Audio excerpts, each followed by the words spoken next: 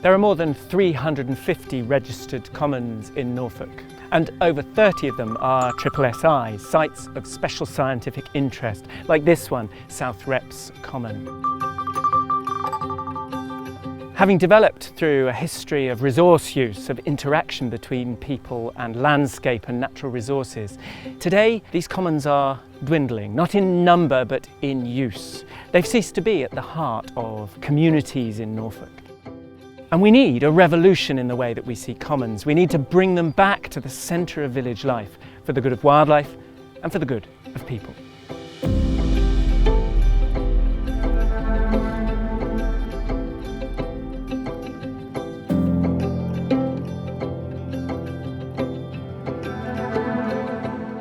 Helen, commons have declined enormously in terms of area and in terms of human management in the past couple of hundred years.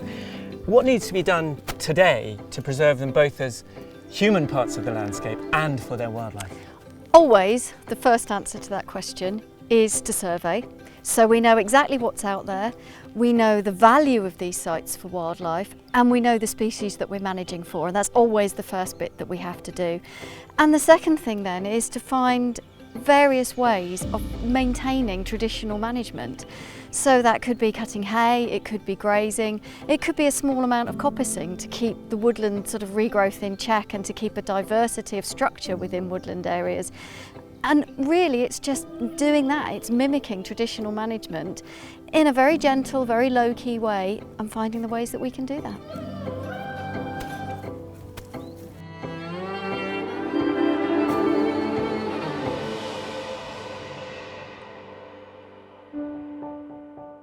The history of village commons is a history of people interacting with wildlife and wild places, traditionally to manage and gather resources. But today, all over Norfolk, as here at South Reps Common, there are groups of people involved in managing their commons, both for people and for wildlife. It's about protecting the biodiversity of the environment, providing habitat for wildlife, and also keeping the common available for the community. This is just my brilliant local patch, so I jumped on the chance to look after it. I've always wanted to do something practical with it. Gives you a good feel for the fact that you've been doing something really useful, but it's a great bunch of people and we have such a laugh. There's a great benefit for wildlife. We're lost so much in the countryside. Getting these commons up and running and surviving brings back nature. We don't get out elsewhere. That's wonderful.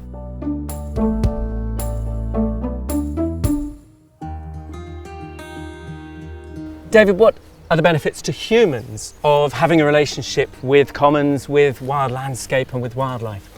Well, first of all, physical exercise and getting out to these places, simply walking. We all know it's good for us, but it's more than that. It's the fresh air, the sound of birdsong, the trees.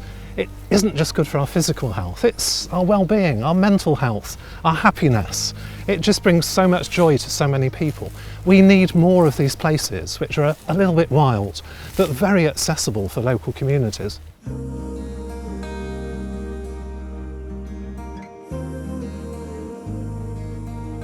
There's more and more evidence that contact with nature and feeling at home in nature is so important, because children who have that experience not only grow up healthier and happier, but they grow up more committed to conservation and recognising that this planet is their home. Dear Common, I love your crunchy leaves because the noise is nice when you stand on them. I love your green grass because it's nice and soft. I love your insects because they are satisfying to watch. I like your water because it's the sky upside down.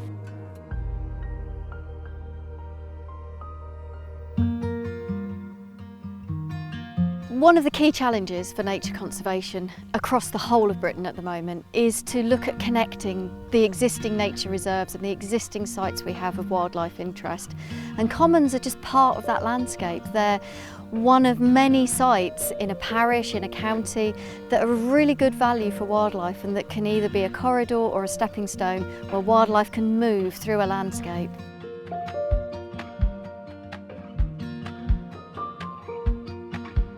It's very tempting to see common land as being part of our past, It's something that's been here for centuries, it's been part of people's lives for centuries.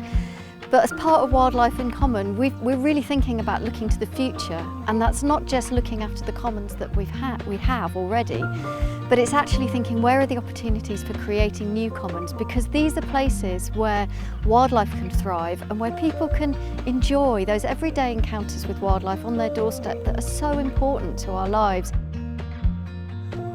Part of the Wildlife in Commons project is to commission a feasibility study into the possibility of creating new commons. These will be designed around access, so people can walk, they can play. It will be designed around wildlife, so what are the features that we need to put on those sites for wildlife? But also, are there meaningful rights for the future? Are there rights for the 21st century that we can create that say, these are places where you can cut hay for your rabbit, where you can coppice hazel for your garden so you don't have to go and buy bamboo? Is this a part of our sustainable future that we really want to create? Throughout history, commons have had a central role in Norfolk communities. For centuries, their natural resources have been gathered, and as a result, they've become places of crucial importance for wildlife. But commons will only exist if we cherish them, if we use them, and if we love them. Wherever you live in Norfolk, there is sure to be a common close to you, and it's up to us to make sure that their future is as precious as their past.